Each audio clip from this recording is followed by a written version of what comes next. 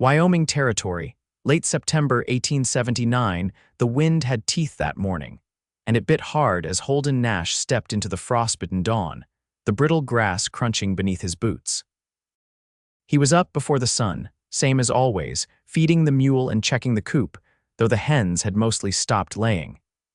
He was down to the bottom of the grain bin, and the last jar of peach preserves sat lonely on the pantry shelf. The farm was hanging on by threads and more prayer than thread, lately. He was halfway across the yard when he noticed the barn door swinging just slightly, even though he remembered latching it the night before. He paused, hand tightening around the pitchfork. There were mountain lions out here and desperate folks, too.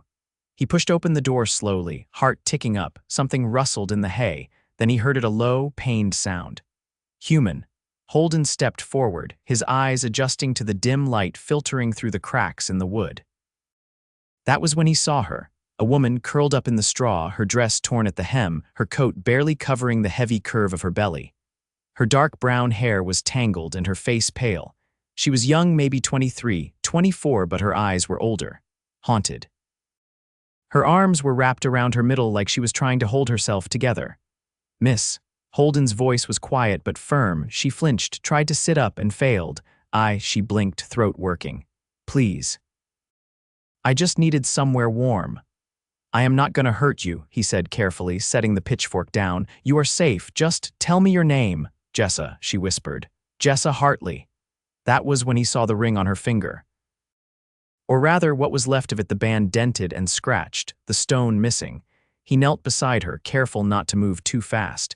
"You are freezing. Let me help you inside." She shook her head. "I will not be any trouble. I will leave as soon as I can walk."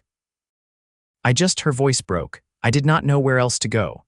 Holden looked at her again, really saw her this time. The mud on her shoes, the edge of a bruise on her jaw, the way she cradled her stomach like it was all she had left. "You are not going anywhere," he said quietly. "Come on. Let us get you warm."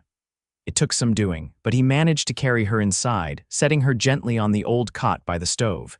He stoked the fire higher and covered her with 2 quilts. She did not protest, just lay there with her eyes half closed, lips trembling from cold and something deeper. He brewed some tea, dandelion root and dried mint, and offered her a chipped mug. She took it with both hands. "Your man," Holden said softly, not pressing but needing to understand. "Is he coming after you?" She shook her head. "He is dead." The words hung heavy between them. "I am sorry," Holden said. Jessa nodded once. "He was a good man. We had a small claim outside Rawlins. Then the fever came through last winter. Took him. Took our mule. Took everything but me and the baby." Holden felt something twist in his chest. "You have been walking since Rawlins." "I got a ride part of the way, then walked, slept in barns when I could. I heard folks say they saw light on your land. I took a chance." Holden exhaled slow. "Well, you took the right one." She blinked at him, startled. "I do not have much," he continued. "But the roof does not leak and the stove works. You can stay as long as you need. No one should be alone like this." Jessa opened her mouth like she wanted to refuse, but her eyes filled and she lowered her head. "Thank you," she whispered. He nodded once, then stood and busied himself with making her something to eat, what little there was. A fried egg, half a biscuit, and a spoonful of jam. She ate every bite like it was gold. Over the next few days, Jessa did not talk much, but she started moving around. She helped fold laundry, even mended one of his shirts with thread she found in a drawer. Holden tried not to notice the way she winced when she stood, or how thin her wrists looked, but he did. He noticed everything. One afternoon, he found her sitting on the porch steps, hands pressed against her belly. "You all right?" he asked, stepping outside. She nodded. "The baby kicks a lot when the sun comes out." Holden sat beside her, careful to give her space. "Do you have family?" he asked. "Back east." "But I have not written them since I got married. They did not approve." He looked out at the fields, the brush catching fire in the golden light. "You want to write them now?" She was quiet for a long time, then shook her head. "No, this baby is all I have left. That is enough." Holden nodded. "You are stronger than you think." She turned to him then, really looked at him. "Why are you helping me?" He met her gaze. "Because someone ought to, and because I know what it is to lose everything." Jessa's eyes softened. "You lost someone," he nodded. "My folks died in a prairie fire when I was 16. I took the farm from what was left, never married, never had much reason to. She looked down at her belly, then back at him. Maybe now you do, she said quietly. Holden's heart thudded once, deep and sure. That night she woke crying. He heard her through the thin wall and came to the door. Jessa? It was just a dream, she said, wiping tears from her cheeks. He hesitated, then stepped inside. She was sitting up now, the quilt falling around her shoulders. You do not have to be alone, he said. She looked at him, eyes wide and open. I do not know how to stop being afraid. He knelt beside the bed. Then let me help you remember. Her hand reached for his without thinking. She held on like it was the first solid thing she had touched in months, and he held back. They stayed like that until the fire burned low and the fear melted into something quieter, something warm. Neither of them said the word, but it was there now, steady and waiting between them. Hope. By the second week of October, the wind had turned dry and restless, rattling through the cottonwoods and lifting dust from the road in long sighs. The first snow hadn't come yet, but the sky had begun to carry that heavy, waiting stillness. Holden stood by the chopping block after sunrise, splitting kindling with even strokes. Each crack of the axe echoed off the hills, sharp and sure. He glanced over his shoulder now and then toward the house, where Jessa was beginning to rise later, her steps slower each day. That morning she came out with a shawl drawn close, hair pinned back neatly, eyes clearer than they'd been since she arrived. I want to help with the cellar, she said without preamble. Holden paused, wiping his hands on his trousers. You sure you're up for the steps? I won't go down. Just tell me what needs sorting. He nodded once, then handed her the ledger he kept tucked behind the flour tin. Inventory's out of date. If you can make sense of it, I'll do the hauling. She sat at the table, pencil in hand, brow furrowed with focus. Hours passed that way, him ferrying jars and sacks up the creaking stairs, her crossing out lines and scribbling new ones with a kind of quiet determination. By midday, she'd rolled up her sleeves and pulled her hair loose from the pins. You've got 4 sacks of beans you never marked. Must have traded for them and forgot to count. Jessa looked up. How do you forget that many beans? Holden shrugged. Guess I was thinking about something else. She watched him for a beat, then smiled, small but real. That evening, he cooked a pot of stew with the potatoes she'd sorted and a handful of those forgotten beans. They ate in silence, each glance between them stretching longer than the last. Your handwriting's tidy, he said eventually. I was a teacher before I left Illinois. Only for a year. You miss it. I miss the girls' voices in the morning, chalk dust on my skirts, the sense of things building toward something. She set her spoon down. But I don't regret leaving. He waited, letting the quiet settle. I married Thomas because he believed in things I'd only read about. He wanted land under our boots and stars above our roof. I thought that was enough.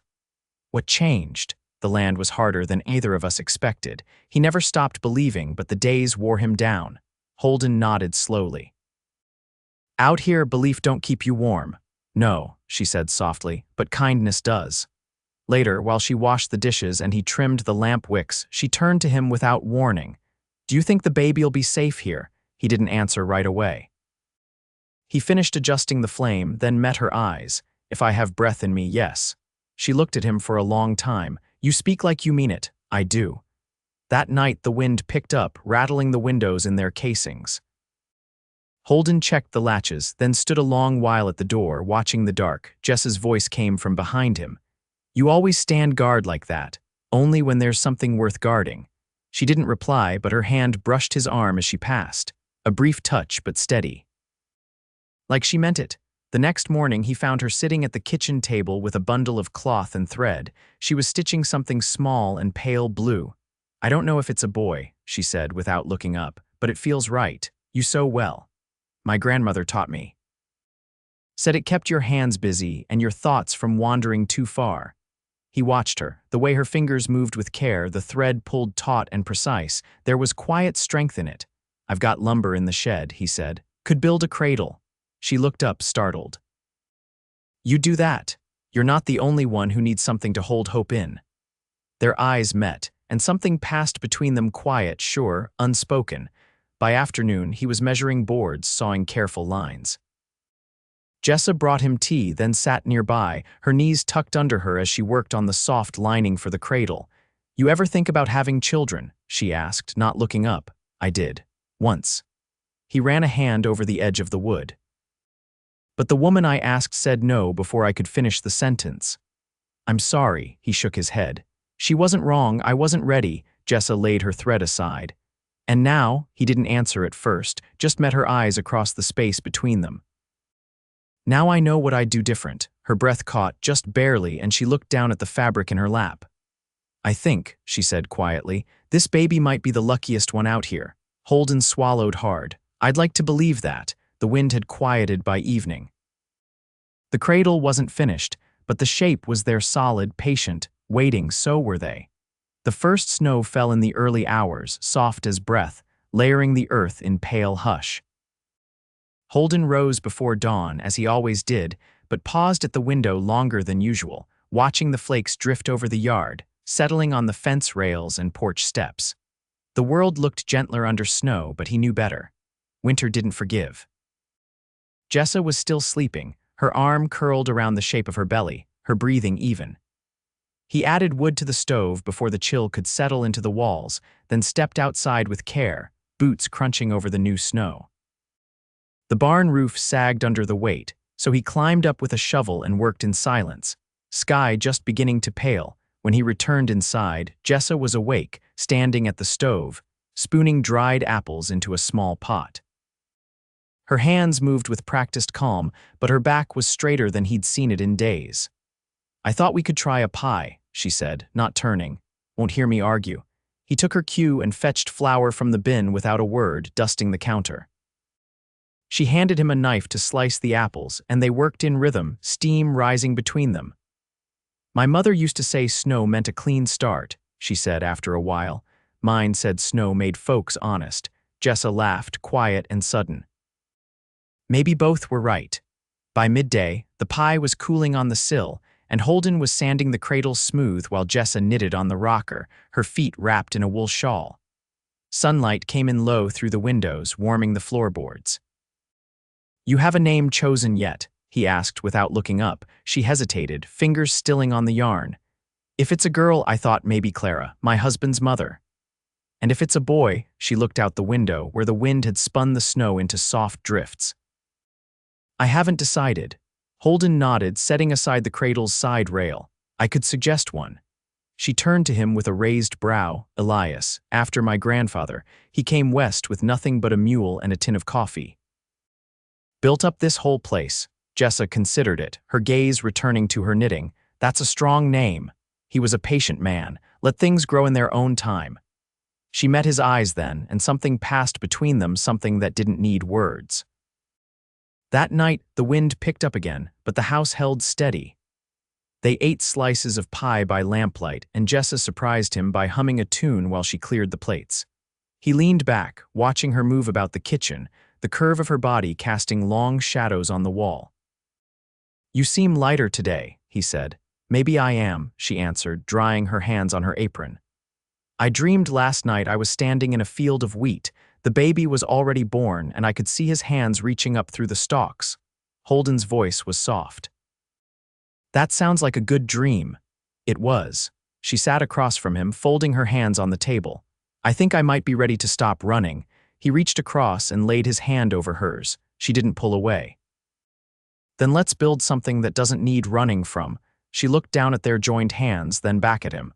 I never expected to find anything like this again. You didn't find it, he said. You made it. Every day you stayed. Snow fell again that night, but it didn't feel heavy. The house was warm, and the cradle stood finished by the hearth, waiting. Holden closed the shutters tight, then turned to Jessa, who was easing herself into bed with a hand on the small of her back. He paused at the door, unsure. You can stay, she said.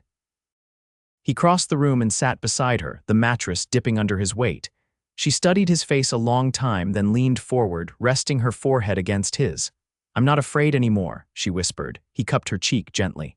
Neither am I. Outside, the storm passed quiet as it came.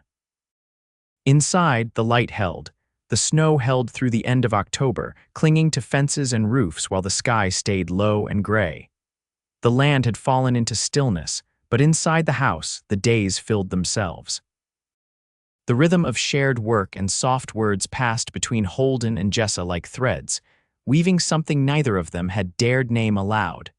By the second week of November, Jessa's movements had grown slower, her breath shorter.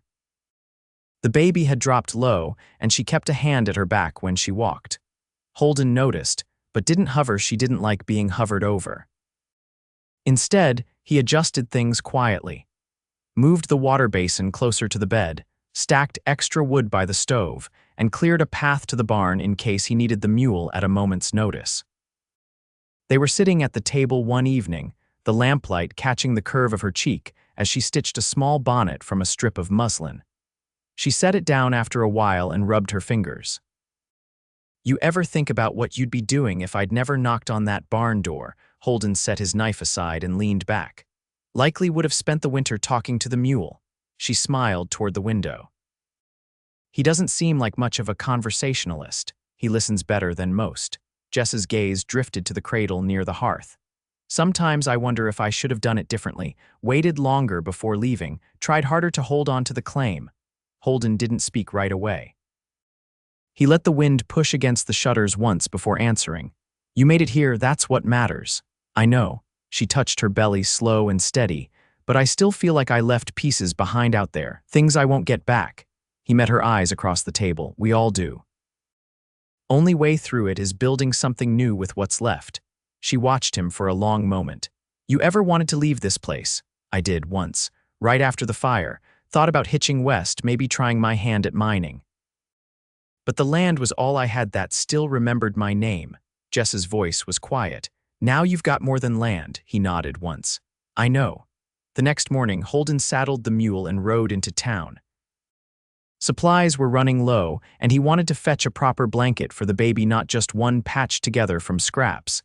He didn't like leaving her, but Jessa had insisted. "I'll be fine a few hours," she'd said, standing at the doorway with both hands on her hips. "Just bring back that molasses I keep asking for." The general store was nearly empty when he stepped inside. The clerk, a man named Finch with a crooked gait and sharp eyes, looked up from restocking a shelf. "Didn't think I'd see you before spring," Finch said, wiping his hands. Holden scanned the goods, choosing carefully. "Got someone to feed besides myself now." Finch's brows rose. "That's so." Holden didn't elaborate. He just placed a bolt of soft flannel, a tin of molasses, and a jar of lye soap on the counter. Then, after a pause, added a small wooden rattle carved in the shape of a bird. On the ride home, the sky darkened fast. The first flakes returned before he reached the turnoff to the farm, and by the time he tied up the mule, his coat was dusted white. He stepped inside and found Jessa in the rocker, one hand wrapped around a cup, the other resting atop her middle. "I was starting to wonder if I'd have to come after you," she said, voice light. "If you had," he said, setting the bundle down, "you'd have found me frozen stiff with molasses under my arm." She opened the package slowly, fingers trembling just a little. "You got the flannel," she said, touching the cloth, "and the rattle." She picked it up, turning it in her palm. "It's beautiful. I figured the baby ought to have something made just for them." Jessa looked up at him then, and her expression changed, softened into something fuller, deeper. "I don't know how to thank you. You already have." That night, she woke him with a quiet call of his name. He came to her side and saw the damp sheen on her brow, the tension in her jaw. "It's starting," she said, her voice calm but tight. Holden moved quickly, lighting the second lamp and setting the kettle to warm. They'd made a plan. He'd boiled water, laid out clean linens, and asked the midwife in Three Pines to come at the first sign. But Three Pines was 6 miles away, and he knew better than to count on anyone reaching them through snow. "I'll stay with you," he said. "I know." He helped her to the bed, then stoked the stove higher. Outside, the storm deepened, wind dragging against the eaves like a low voice. Inside, the hours passed slow and sharp. Jessa gritted through the pain, sweat soaking her collar. Holden wiped her brow, held her hand through the worst of it, and when she cried out, he steadied her with both hands and whispered, "You've got this. You're not alone." By dawn, the cries that filled the cabin were new and small and piercing. Jessa held her child against her chest, her body trembling with the aftershock of effort and wonder. Holden knelt beside the bed, eyes wide with reverence. "It's a girl," she whispered. He touched the infant's head gently, voice hoarse. "She's perfect." Jessa looked down at the tiny face pressed to her skin, then up at him. "Clara," she said, and her smile broke open, full and unguarded. "Her name is Clara." Holden rested his hand over Jessa's, and something settled in him for the first time in years, not just peace. Not just purpose, home, not a place, he realized, but the people who made it. The days after Clara's birth passed in a hush deeper than snow, the kind of quiet that wrapped around a house and held it still. The wind softened, the sky cleared, and the land, blanketed in white, seemed to pause with them. Inside the cabin, the world had narrowed to warm lamplight, slow footsteps, and a tiny heartbeat tucked against Jessa's chest. Holden moved carefully through each moment, tending the fire, bringing water warmed on the stove, hanging washed cloths by the hearth to dry. He didn't speak much, not because there was nothing to say, but because everything worth saying had already settled between them.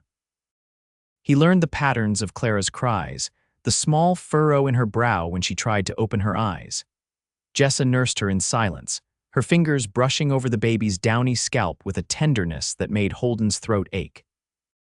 One evening, as twilight deepened and the fire crackled low, Jessa sat at the edge of the bed, Clara swaddled and sleeping against her shoulder. She looked out the window for a long time before speaking. "I used to think I'd never feel safe again." Holden sat on the floor beside the cradle, polishing a length of pine wood he'd shaped into a curved rail for a rocker he'd begun building. "What changed it? The way you never asked anything of me, just gave." And waited. She looked down at Clara, then back toward him. "That kind of patience, I don't think I even knew it existed." He set the tool aside, resting his forearms on his knees. "It's not patience when it's what you want." Jessa's voice softened. "I do want this." She stood slowly, careful not to wake the baby, and walked to where he sat. She lowered herself beside him, shoulder to shoulder, Clara cradled between them. The firelight caught the curve of her cheekbone and the edge of her smile. "I kept thinking I'd have to leave again," she said. "That sooner or later you'd want a simpler life." "There's nothing simpler than knowing where you belong," he said. She leaned her head against his. "Then I belong here." In the weeks that followed, the snow began to melt back from the edges of the fields. The ground turned soft and dark, promising spring. Holden rigged a sled from old fence boards and hauled wood while Clara slept tucked into a shawl against Jessa's chest. They worked together in quiet accord, the way people do when they've already chosen each other. One afternoon in March, Jessa stood on the porch. Clara balanced on her hip as Holden came up from the field, shirt sleeves rolled and boots heavy with mud. "I've been thinking," she said. He stepped onto the porch, brushing sawdust from his hands. "About what?" "I'd like to teach again. Not in a schoolhouse, not yet, but maybe just the neighbor children. There's enough of them scattered around these hills. You'd be good at that." "I miss hearing young voices." "Not just one, but many. It makes the days feel full," he nodded. "I can ask around next time I'm in town, see if anyone's interested. And I want you to meet Clara's family, the ones back east. They deserve to know her." Holden hesitated. "You sure they'll want to?" "They will." "I wasn't fair to them when I left. I want to fix that." "I'll come with you." Her eyes lifted to his, uncertain. "You'd travel that far." "I'd go farther." That night, after the chores and supper, with Clara asleep in her cradle and the lanterns all turned low, Jessa reached for Holden's hand across the table. "I don't want to wait anymore," she said. "To live like we're already a family." He rose and came to her side, kneeling beside her chair. "Then let's marry. No need for anything big, just our word and a witness." She pressed her forehead to his. "I want that." They were married 3 days later, under the cottonwood behind the barn, with the preacher from 3 Pines and his wife holding Clara so Jessa could speak her vows without arms full. The wind was soft that morning, tugging gently at the hem of her dress, and the sun found its way through the branches just long enough to warm their faces. "I never thought I'd do this again," she told Holden as they stood alone in the field afterward, Clara sleeping against his chest. "I never thought I'd do it at all," he said. They watched the mule for a while, grazing beyond the fence, and then turned back toward the house, their house. Spring came slow and kind. Jessa began teaching from the front room every other Thursday. with children crowding the porch and walking home with muddy boots and smudged fingers. Holden cleared new rows in the garden and planted squash and beans, then built a rocker to match the cradle.